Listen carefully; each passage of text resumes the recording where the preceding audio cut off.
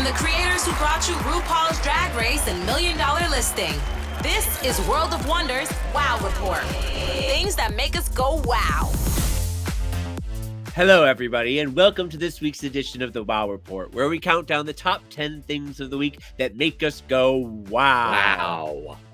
Wow. I'm James St. James. Our fearless leader, Fenton Bailey, is off on assignment somewhere or on vacation. I'm not sure. Probably both. Tom is definitely on vacation. I know that. So we are joined today by our millennial producer, Blake Jacobs. Hi. And the senior editor of Emmy magazine, Stephen Horbell. Welcome, Stephen. Thank you for having me. It's a hard T at the end, Horbelt. Okay, I'm sorry. Moving along. Let's just dive right into it. What is our number 10? Number 10. I went to go see Deadpool and Wolverine over the weekend at the theater, and I absolutely loved it. Ryan Reynolds, of course, is Deadpool, and people have a real visceral reaction to Ryan. They either love him or they loathe him. And most people I know hate him. Where do you fall on it, Blake? I used to love him, but now he's kind of annoying. So I don't loathe him, but the thing is the character of Deadpool is annoying, and he is a little chatterbox, and I really enjoy the character. And the only two characters, in fact, of Marvel that I will even go to movies, I will see Venom and I'll see Deadpool. And that's it. I love Venom. I know Venom is my favorite. You're a DC boy, and Jane and Steven is a Marvel boy. So yes. I'm DC all the way.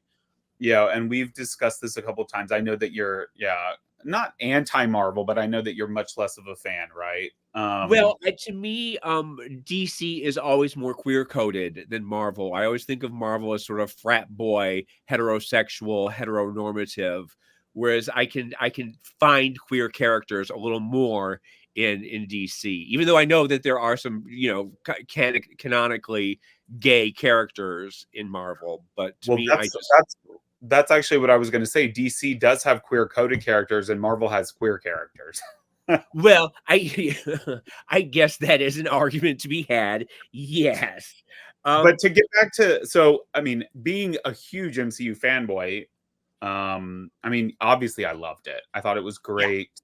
It's funny that you mentioned Blake, you called him annoying. I recently found an article where it basically is like a think piece discussing how Ryan Reynolds couldn't make the rom-com avenue work for himself, and so now he's leaning into being annoying. That was actually the word that they used, and he has kind of made that his brand, which I think is maybe even those like the phone commercials that he does, and everything he does is sort of annoying now. But to me, I think it works in this specific instance because I couldn't tell you what the plot was. I have no recollection. It's just it's 2 hours of Hugh Jackman and him just bantering. I have a question. I have a question for someone who knows nothing really about any of this. Why is Wolverine in a Deadpool movie? Well, because there was something that happened, and then he had to go through many multiverses to try and find him. And I do know about the multiverse from Spider-Man. So yes.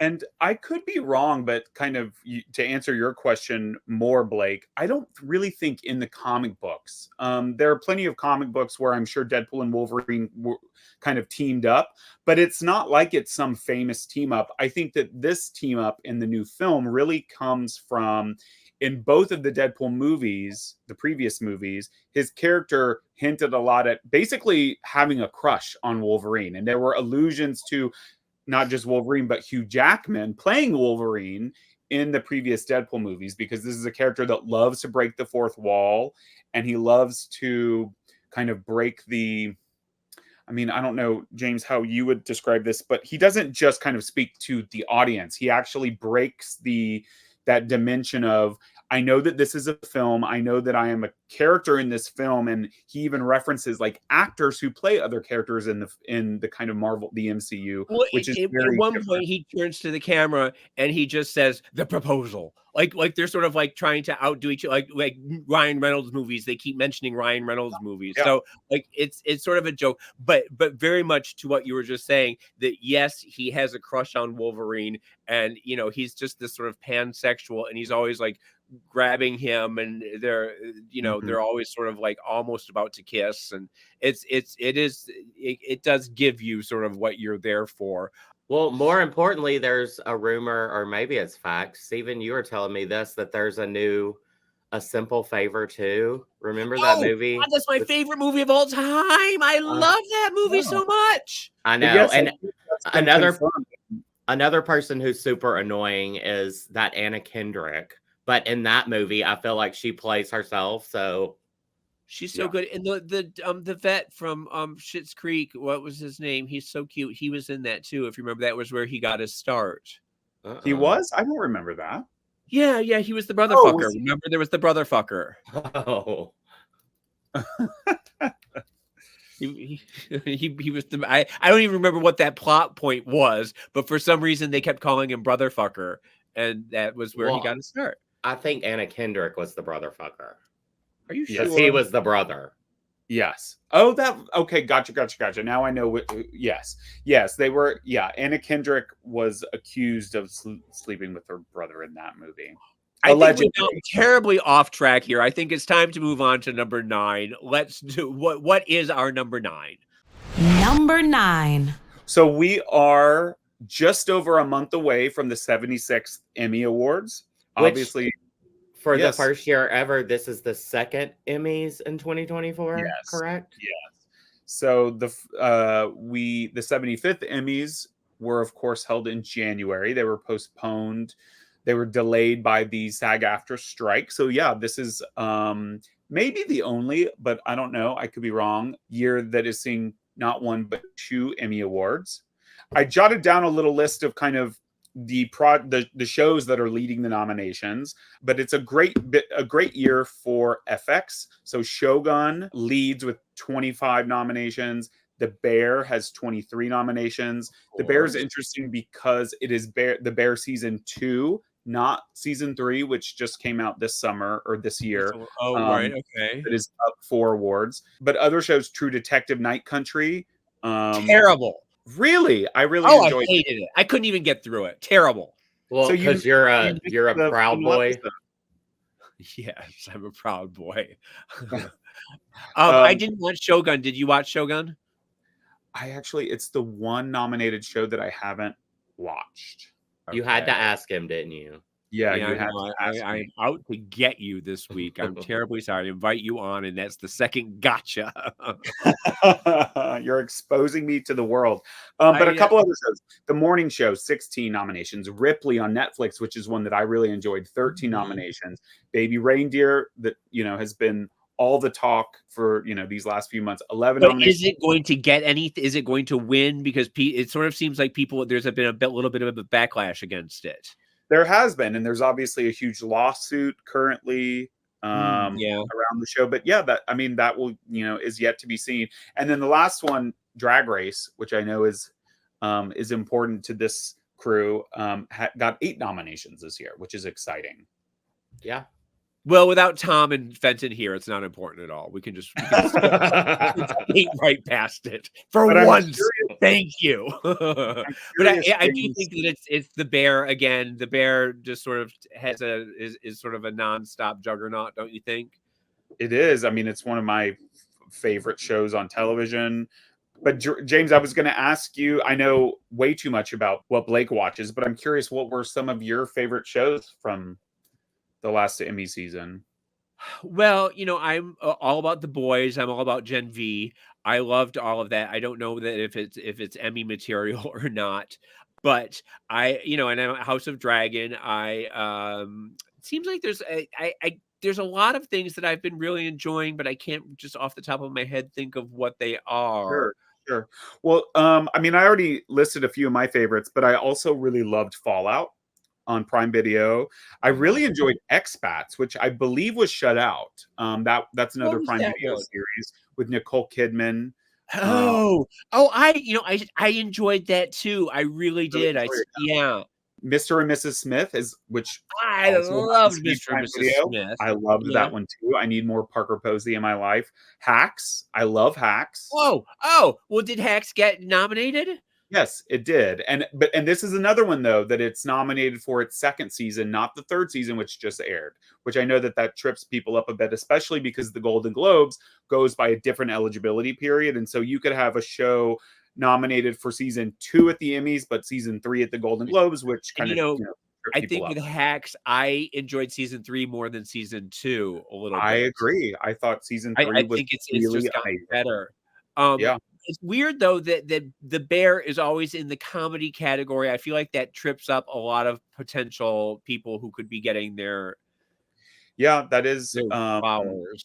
That's something that gets discussed every year, seemingly, because it is nominated as a comedy. I think it has to do. I should probably know this. I think it has to do with it being a half-hour series as opposed to a 1 hour. That has something to do with it. I know. Yeah. Well, I have a question. A show we talked a lot about, and I know we enjoyed the first few episodes of, was it nominated? Feud, The Swans? That's a good question. I imagine it must be, if for nothing else than the crafts categories, hair and makeup and costume. Right. Which I would think that Naomi too might get something because she was the standout to me. Tom and Naomi I thought were fantastic, but that's one that really fell apart, as so many Ryan productions do. After it could have been 2 episodes and you're out, but they just dragged it out for a little too long for my taste. Yeah, I agree. I wasn't a huge fan of how it jumped around. In terms of time, I thought that was a choice. But yeah, I did enjoy the season as a whole. I would have enjoyed if each swan had their own episode and you did sort of a linear, like their life story in each episode and how they all ended up, intersecting with Truman. I thought that would have been a better choice. Yeah, that would have been good. Yeah. So any other big picks for us? Any off the charts that we don't, sort of out of left field? 2 other shows that I was really happy to see get nominated. One, Slow Horses, which is an Apple TV Plus show starring Gary Oldman, about a kind of ragtag group of MI6 agents. Really love that show. Highly recommend it to anyone who's kind of interested in that genre. And the second, one of my favorite series of the last year, was X-Men 97. And I was thrilled.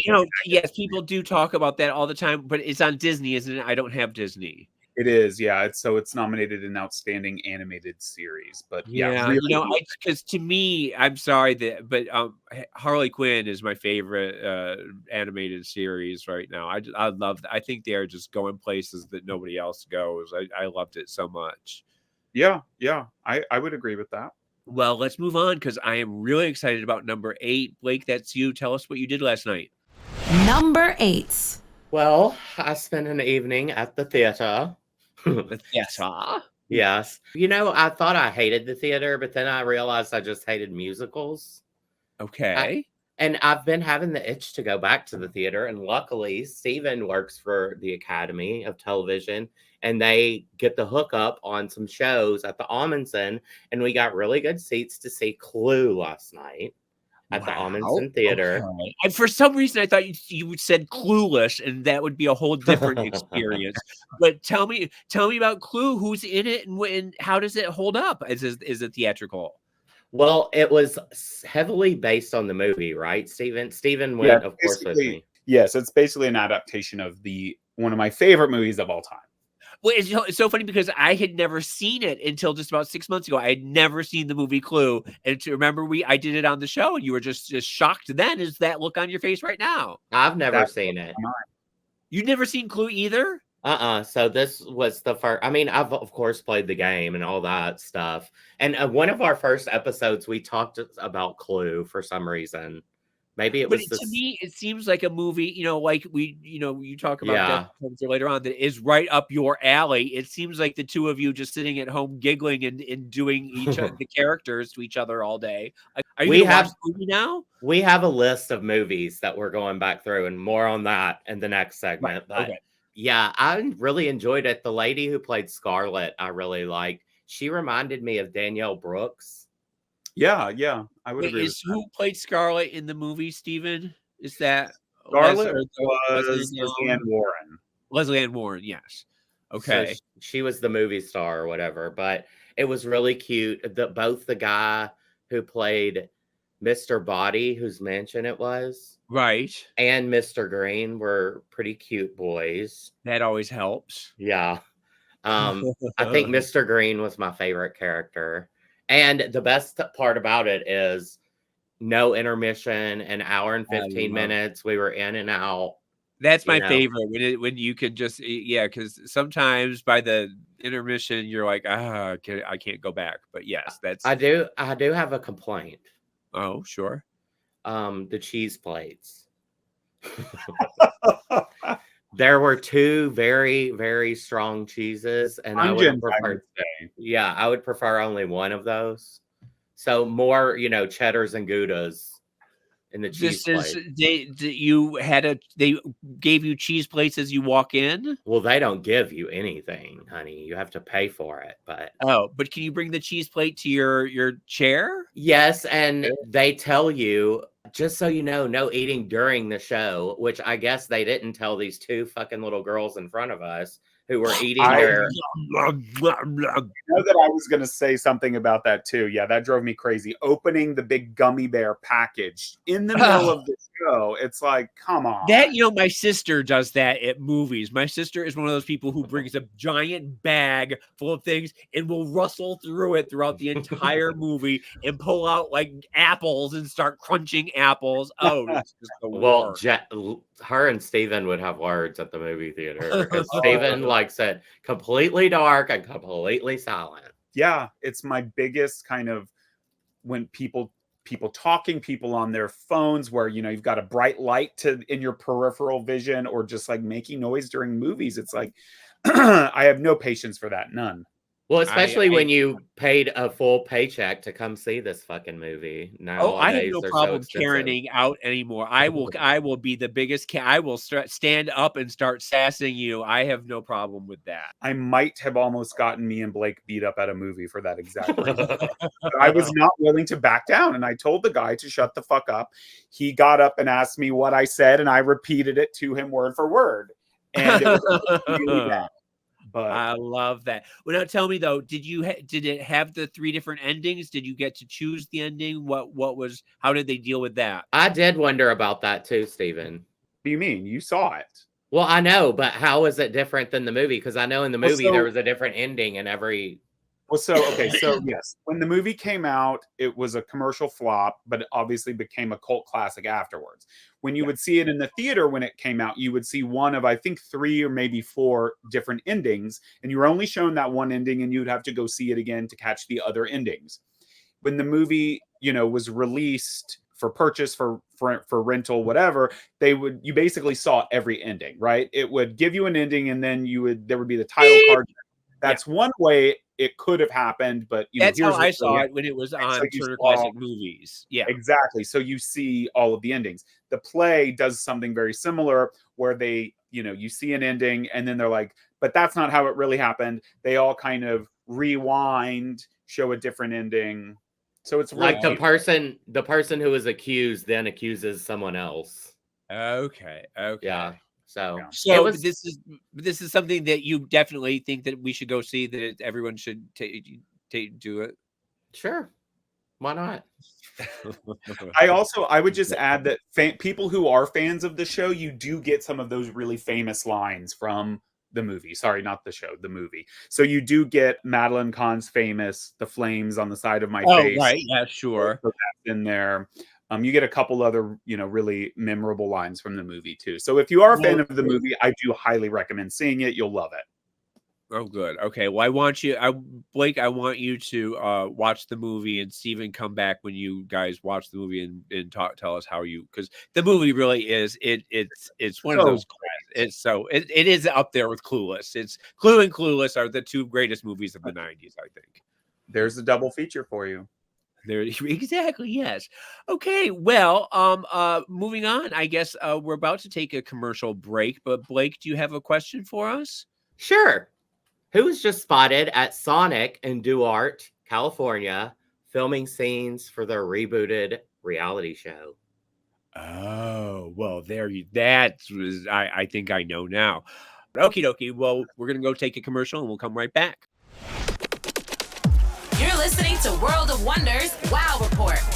Things that make us go wow. And we're back. Blake, our millennial producer, had just asked us a scintillating question that I think I have the answer to, but I'm going to let Steven take it. Blake, what was it? I asked, who was just spotted in Duarte, California at Sonic, filming scenes for their rebooted reality show? Steven. So not only do I have zero clue where that is, my car does not go there. I have no guess even. I have no clue. Steven, your car actually has gone there because we've eaten at this Sonic before. Actually, Blake has taken me to this Sonic before, if I recall. We had one day on our lunch break, I think we drove 3 hours to get there to have a milkshake. Well, tell us who it was, James. Well, obviously, the answer is Paris and Nicole doing Yes. The Simple Life. Yes. Cannot wait. Because I saw them, they were wearing the Sonic t-shirts, so I imagine that they're probably working at Sonic. Yeah, I can't wait. I hope they have special anal salty wiener burgers like they did last time. I love that you can just pull that out of your ass. Okie dokie, let's move along with number 7. Number 7. Now, you know that I don't traffic in celebrity gossip. That is just not something that I do. But I did want to talk about something that was a little upsetting this week, where it was reported that Zac Efron was found unresponsive at the bottom of a pool in Ibiza, where he had been partying, and he was in the deep end. And when they pulled him out and did some resuscitation, there was water in his lungs, and he appeared to be momentarily dazed, and showing signs of distress. He was hospitalized briefly, they said, as just a precaution, that he was okay, that he was doing okay. And the reason why I even bring this up is because Zac has had a history for a long time now of sort of troubling behavior, where, if you remember, in 2013, when he passed out and fell on his face. His jaw was hanging off of his jawbone was hanging off of his face. That wasn't that long ago, was it? Yes, it was. It was 10 years when his ago. chin changed was 10 years ago. Yeah, that's when the fall happened, and he had some surgeries after that, and he's never recovered his looks as far as I can see. Since then, there was also, he went into rehab in 2014. There was a weird period where he was walking red carpets wearing these dark glasses, and he went on Good Morning America wearing dark glasses at 7 a.m. It was sort of a little out of it, which we all know that wearing dark glasses at night times means you're either your pupils are super dilated or you've got googly K-eyes. I've had both. I know exactly whereof I speak. Yes. Or your husband hit you in the eye. Or your husband hit. Well, I've never heard of Zac's husband being abusive, but let's put that one out there. We're throwing all sorts of accusations out there. But so I'm not spreading any gossip, but we did just lose Matthew Perry in a pool due to ketamine, and so it's worrisome behavior, and I'm a little worried about Zac, and I just wanted to say, Zac, we love you. Just pull it together, babe. And Zac, I still think you're hot. Yeah, I mean, I'm a fan. I saw the story. I didn't know he was found at the bottom of the pool. I knew that he kind of was found passed out in a pool. But yeah, I mean, that is troubling. I mean, I actually am maybe one of the few people who really enjoyed that recent Netflix rom-com with that he just did with Nicole Kidman. I thought that the pairing felt a little creepy maybe, but I enjoyed it. I thought it was, cute enough. I mean, I wish nothing but the best for him.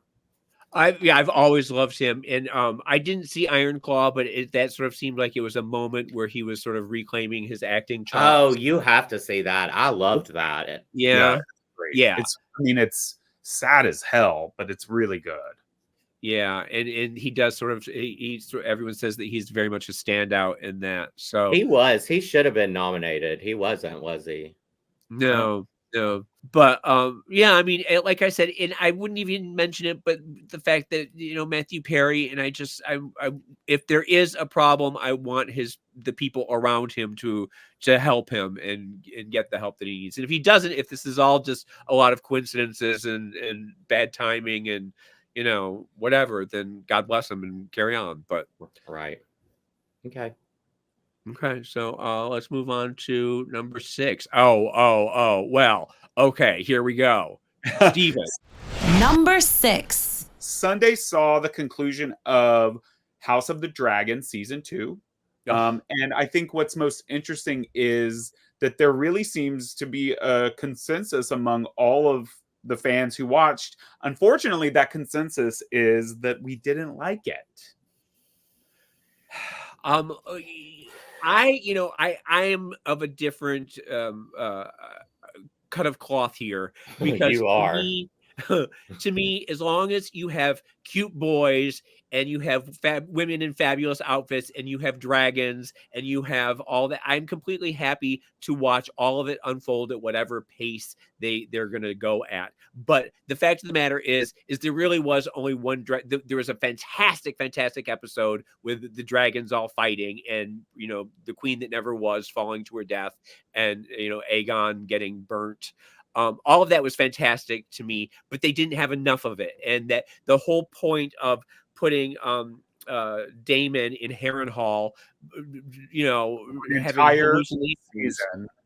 The entire season, it would go to Harrenhal, and you'd be like, well, now I can go to the bathroom. Now I can make something to eat, because nothing was going to happen. Yeah, but I know Blake doesn't watch the show, has probably no clue what we're talking about. So I thought a little kind of TLDR for those who maybe don't watch the show. The reason why the fans are upset is that basically all of season 2, we're basically gearing up for this huge battle between Team Green and Team Black. And so yes, there's a civil war that's happening in the country where the one queen says that she has the right to the throne, and the other queen has put her son on the throne, and they both have claims to the throne. And so the entire kingdom has divided into Team Green and to Team Black. And so we're gearing up to this dance of dragons, where the dragons the dragon riders are all going to go into war and face each other. Yes. And it's called a dance of dragons. It's called a dance of dragons because when you look at it from the sky, when dragons are battling, it looks like they're dancing. So they kind of wind around each other and are biting each other. And because this is a prequel, the Dance of the Dragons is actually what they call this big battle that, I mean, it's spoiler alert, but not really if you've seen Game of Thrones, as this is the prequel. That's when all of the dragons died. And that's why when Game of Thrones starts, Game of Thrones, there are no dragons. It is a time of no dragons, but 200 years ago. And so this is the 200 years ago, the leading of all that. I do want to say that one of the interesting things that happened this season was we learned that there are 3 dragons that don't have riders, that are riderless. And so they're trying to find, and dragons will only let Targaryens from the house Targaryen ride them. So the royal family Targaryen, they're the dragon riders. And so they're trying to find people who have a drop of Targaryen blood in them, who the dragons will accept. And you can approach the dragon if you think that you have Targaryen blood in you, and the dragon will either let you climb on board and you'll take off flying, or he'll destroy you in a big breath of fire. And so there's been a lot of people trying to ride the dragons who are getting killed. And then you finally have Sea Smoke, who is so cute, who went and found his own dragon rider, who was the Adam or Alan. I can't remember which one. I can't remember. I think it's Alan. one of those 2 names, because those are the 2 brothers, right? But then this last episode, I just wanted to say that this is what pissed me off more than anything, is that oath. That oath Ulf, who pisses me. Oh God, what an asshole he is. There's this guy, and he's like, they find him at a bar in a tavern, and he says, "Yeah, I got a Targaryen blood in me." And so he goes, and the dragon picks him, and he gets to ride the dragon. Well, then he's that person who is in, drinking all the mini bar at the hotel and ordering room service and leaving clothes on the floor. He puts his feet on he's at the castle. He's at the castle having dinner, and he's putting his feet on the table, ordering the servants around, acting like he is to the manor born. He just pissed me off more than anybody else. What did you think of Ulf? Same. I mean, I think the character was very well written because, I mean, yeah, he was infuriating and obnoxious. So obnoxious. I was telling a coworker, I feel like his character in, I guess, season 3, which we'll get in 2 years, is either going to be the one that lives or the first one to die. It's going to be one of the two. I hope he's the first one to die because, God damn, what an annoying character. Yeah. We also did get that. Oh, I'm sorry. We got the gorgeous scene with Alicent and Rhaenyra where they're lesbians in love, and no, you don't fall for that. I mean, the two queens on opposite sides used to be childhood friends, and through fate has sort of torn them apart. But they sort of sneaked and see each other every once in a while and profess their love. And but they can't do anything about it because it's all been set in motion. The war has been set in motion, so they're on opposite sides. It's very sad. She would just prefer to sleep with her uncle, and that's just how it is. The Targaryens all fuck each other. The brothers and sisters are married. And the great scene in Harrenhal where Daemon is fucking his mother. Also, I wanted to mention that the showrunner for House of the Dragon has come out and said that the show will end with season 4. So we've got 2 more great seasons. Also, I should say apparently the reasoning why we didn't get this big epic battle was apparently budget reasons, right? They only have so much. They did spend it all on that one battle, yeah. And so what that means is season 3 will most likely start with this Battle of the Gullet. That's what it's called in the books. That's right. This huge, and it hopefully will last more than 1 episode, maybe 2, maybe 3 episodes. But also, George R.R. Martin recently confirmed that there are currently 7 series in development set in this Game of Thrones universe, which is kind of insane. 3 or 4 of them are animated, and then there's the Aegon. Sure. What is Aegon? A Knight of the Seven Kingdoms, that's the next one, which is based on Aegon Dunk. Aegon Dunk, yes. Novellas that Martin wrote. That one's set about 100 years before the events of Game of Thrones. I am looking forward to that one. But yeah, I mean, I wish they would have done a Jon Snow. I wish they would have. I wish Dany was found to be resurrected somewhere, and we could get some closure on Daenerys. But I mean, I'm excited about all of them. I will watch all of them, and we will have you on the show. I will give them all a chance. Yeah, well, I think you need to come back, and we'll torture Blake with each and every one of them. Yeah, insane's not the adjective I would use to describe the 7 new shows. I think it's fabulous. Okie dokie, let's move along to number 5. Number 5. Stephen and I, like I said earlier, we've been making a list and checking it twice of movies that you've kind of made a list like this of just movies that people should see. A couple of weeks ago, we watched Jumpin' Jack Flash. Remember I talked about that? I don't understand that. I don't get it. I don't know where that would even come into your mind. Why you would think about Okay. I would just like to say for the record, these are all films that I love that Blake hasn't seen, and so I'm forcing him to watch them. Jumpin' Jack Flash is one of my favorite movies of all time. Oh, okay. And so last week, we watched Desperately Seeking Susan. Good. Because right now, James and I are cutting the Susan Sodelman episode of Night Fever. Our podcast, yes. Right, which is currently airing. But do you mean to tell me that you'd never seen Desperately Seeking Susan before? I've seen bits and pieces of all of these. People say I've seen bits and pieces of Gone with the Wind, and you've seen her on, Well, yeah, and I know what the movie's about, but no, I've never seen the movie. But it's a whole different experience when you watch it from start to finish, right? I mean, like, you get a new appreciation for it, right? You understand why it is the classic it is.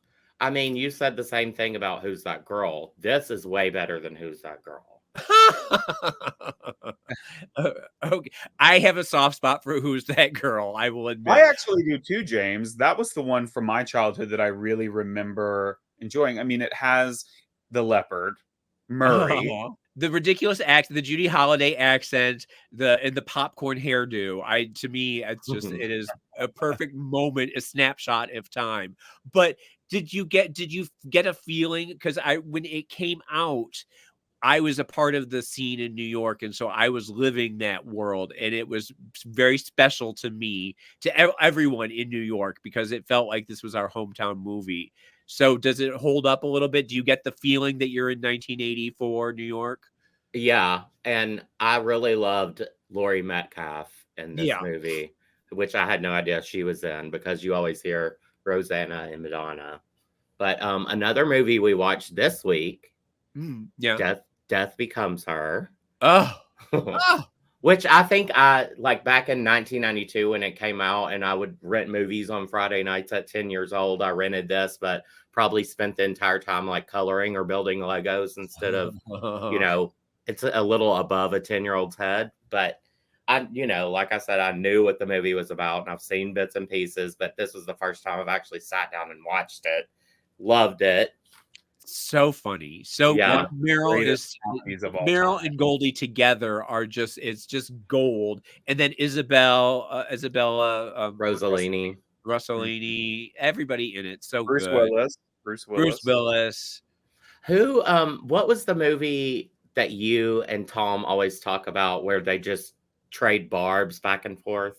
Oh, The Mirror Cracked with Elizabeth Taylor and Kim Novak. Yeah, it's very that. I love. You know what I hate about you? Your face. There's two things I hate about you: your face, your figure, and added so much more to it. Yeah, that's one we should watch, Stephen. Yes, because interesting because Angela Lansbury plays Miss Marple in that one. And it's sort of like how she got the role for she was so good that they wanted to give a Miss Marple series to her, but they created Murder She Wrote instead. Yeah. Oh, that's some good trivia. Yeah. Oh, you do need to see that. That's good. You also have to do like Murder Under the Sun, Death on the Nile, all of those. Oh, so good. Okay. It's also worth mentioning that Death Becomes Her is getting the Broadway musical treatment. Oh, and it's doing and it's supposed to be amazing. Yeah, I don't know how they can do the special effects. Yeah, I know that it's in Chicago currently. Before it hits Broadway, but yeah, I've heard really great things about it. Yeah, definitely. I need to see that. I need to take a trip to New York. Okay, then let's take another commercial break, and we'll be right back after these messages. You're listening to World of Wonders Wow Report. Things that make us go wow.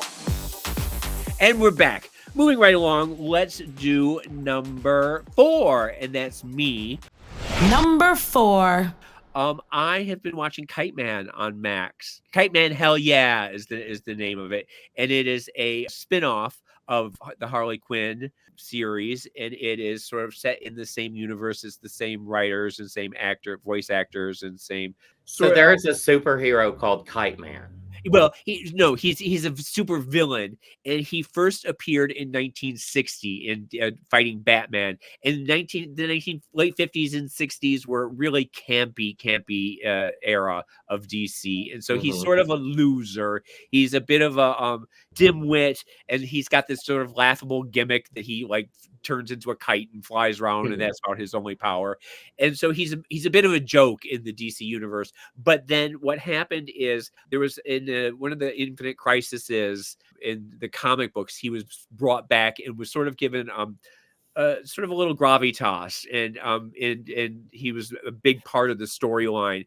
And then in Harley Quinn, the series, he is back, and he was dating Poison Ivy before Poison Ivy and Harley hooked up and became lesbian lovers. And so he's back, and he's very likable. And he's in this series, he and his girlfriend Golden Glider open a dive bar for supervillains. Not Golden Glider. Golden Glider. She's a Flash villain, and she flies around on ice skates. She's just sort of a joke too. So this show's very grounded in reality, obviously. But Bane is a bouncer. Lex Luthor has hidden the anti-life equation at the bar, and so Darkseid is trying to take over and find this. And so all the villains from the Legion of Doom come to the bar at some point, and Lex Luthor is actively trying to get the bar closed down. But it's funny. Haven't you had a chance to watch a little bit of it, Stephen?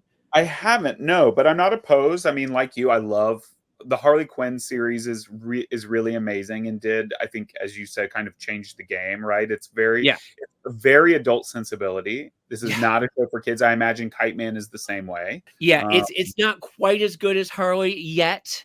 Sure. It's just a few of the episodes. It's starting off a little slow, but like I said, the Bane character to me is so funny. And there was an episode of Harley Quinn where he gets really big and he takes Viagra and his penis is knocking buildings down. I don't know if you saw that. I mean, like you said, it's very adult. It is very, very adult, and this is sort of following that same sensibility. Yeah, I wasn't aware. I vaguely remember the Kite Man character from the seasons of Harley Quinn that I've seen. I didn't know that this. I like that this show is, I guess, really all about the villains. So yeah, I'll have to check it out. Yeah, in fact, I don't think I've seen one of the heroes yet. They talk about Superman being, but you don't see Superman or Batman or anybody. It's all just the villains. Nice. Yeah. Okay, so moving on to number 3. Number 3. In the very same vein as Kite Man, the other new series, one of several really new series that are kind of take place in this Batman universe, premiered August 1st on Prime Video. His birthday. Oh, well, I'm sure that's why they chose that date. Yes. It's called Batman Caped Crusader. So it's a very noir take on Batman, very 1940s, and very reminiscent of Batman the animated series from decades which is ago. the golden the golden everyone wants to be like that. Yes. Yeah, commonly regarded as one of the best animated series of all time, but definitely one of the best Batman projects of all time. And it's reminiscent of that because it's the same creator, Bruce Timm. Oh, so the animation is very similar. It's a very similar vibe, very dark and broody. But the show is really significant for 2 reasons, I think.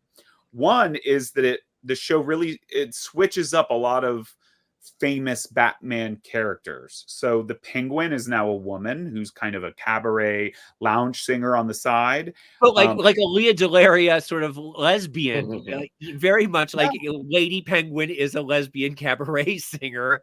It's very crazy. And does it work? Do you think it works? I'm a big fan of anything that pisses off the incel fanboys. So the idea of taking the Penguin and making the character a woman, those incel tears, I find them delicious. It's my favorite thing. So yeah, sure, I love it. Even if I didn't love it, I would still tell you that I love it. Who are some of the other characters that they mixed up? Yeah, so Harley Quinn is now an Asian woman who happens to be Bruce Wayne's therapist. Those are really the 2 big switch ups. But the other reason why the show is great is because it has a really great voice cast. So Minnie Driver is the voice of this new female Penguin. Love her. Oh, nice. Okay. Christina Ricci is the voice of Catwoman. Oh, Love wow. her. Jamie Chung is the voice of Harley Quinn. Is she the one from Real World San Diego? Yes. Yes. Yeah. Dietrich Bader, who I believe voiced Batman in a different animated series, is Harvey Dent on the show. He's so handsome. I love Dietrich so much. Wasn't he Jed Clampett in the movie? Yes. Yeah. And the remake of the Beverly Hillbillies. Yeah. Yeah. He was a big downtown actor, superstar in the 80s. He was a big, he was at all the clubs and stuff. Yeah. I have not watched all of Caped Crusader myself. I've seen maybe 3-4 episodes, but I am enjoying it so far. Guess what I heard someone call the new Tesla Cybertruck? What? An incel Camino. Okay. Well, moving on very quickly. Let's see. We have number 2. Number 2. I wanted to do some news of the weird really quickly because I wanted to talk. I initially thought I wanted to talk about the pole vaulter at the Olympics, whose penis was so big that it got in the way of the pole. Yeah, you love him. I loved him so much. There was a lot of bulge action at the Olympics this year. But the weirdest story of the week is the RFK Jr. and the bear cub, which is just so bonkers and batshit. I don't know if you guys followed it. The New Yorker was about to do this expose about RFK Jr. and they mentioned this story, and he thought he would get out in front of it. And so when you're trying to clean up a mess, who do you call? Roseanne, of course, because that makes so much sense. And so he's telling the story to Roseanne about how he found a dead bear cub while he was hunting, and he thought he would skin it and put it in his refrigerator and eat the meat later. So he tosses it in the back of his van, and then he sort of goes off to dinner. And when he comes back, it's sort of rotting. And so he throws the bear in Central Park. This all happened like 10 years ago, and it was a huge story at the time. And come to find out, it was him who had done it. And so the whole thing is just bonkers. And he's just trying, everything we learn about this guy just gets weirder and weirder. There was did he eat the dog? Remember that one? The weirdest thing about him is that Cheryl Hines married him. Yeah. And, he was a heroin addict, but he won't take the vaccine. He was going to eat bear meat that he found on the road, but he doesn't believe in vaccines. Like, he doesn't want to put anything bad in his body, but he's just a weirdo. Yeah. The weirdo is the word, so. Yeah. Well, and I can appreciate the idea of, okay, this expose is going to come out. Let me get ahead of it and kind of own the story. Except that when you tell this story out loud, when it exits your lips, you really look ridiculous. I mean, this is a bonkers story. Yeah. More so, I think, telling it, right? Like, I feel like if it had been in black and white copy in New York Magazine or the New Yorker, whichever one was, going to run the expose, that I feel like might have been less weird. It might have been a better idea to let it just sort of be a part of a bigger story and not focus on it, but to focus on it. And the fact of the matter is that, the MAGA people and the people who are his, the RFK fans, they kind of eat it up, don't they? They think it's funny. And I just to own the libs. Yeah, there you go. Anyway, okay. James, I don't know if you watched last week tonight, John Oliver's show, but his Sunday's episode was the big kind of story of last week's episode was kind of a piece on RFK Jr. It was kind of devoted to him, the crazy things he said, his campaign, yada yada. Yeah, I'll check it out. I love John Oliver, so yeah. Definitely. Anyway, so news of the weird. And when we come back, we have the number one thing of the week that makes us go, wow. We'll be right back after the break. Well, there you go. You're listening to World of Wonders Wow Report. Things that make us go wow. And we're back for the number one thing of the week that made us go wow. What made us go wow, James? Number one. I would just have to say that the excitement that keeps building around Kamala's campaign, and when she chose Tim Walz this week, and how just it feels hopeful again, and he's a goofball, and he's so likable and lovable, and the crowds eat him up, and he made that great couch joke about JD Vance. Well, did you see what Kamala HQ put on Truth Social? They were trolling Trump about the size of his rally because it was at the same Pennsylvania place, and hers was full on both tiers and his was only the bottom. Yeah, because he's a bottom bitch. And did you see when JD was talking and they had Kamala Chaos sign, but everybody was standing in front of Chaos, so you just saw him standing under a Kamala sign, so it looked like he was promoting Kamala. So they have some messaging problems to get through. I am a little worried because we still have 3 months to go, and there's going to be an October surprise, no doubt in my mind, but it feels good to feel good for a while. I don't know. What do you guys think? I feel better than I did a month ago. Yeah, absolutely. I was going to say, can we just appreciate how amazing that Kamala HQ has an account on Truth Social. That is the I kind know. of trolling that I need to see this cycle. The trolling has always been very one-sided, and Yeah. I love that. I love to see that, the Dems are kind of trolling right back. It's great.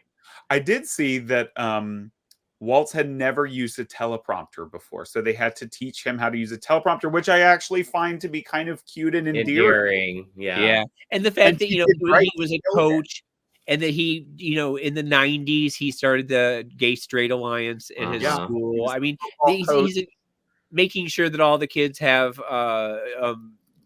free lunch. I mean, he's a good guy. I'm a little worried what I saw today, or what I saw this week happening. JD Vance is trying to swift boat his military career, and they're trying to make it seem like he skipped out of his service when he didn't. Like Bone Spurs.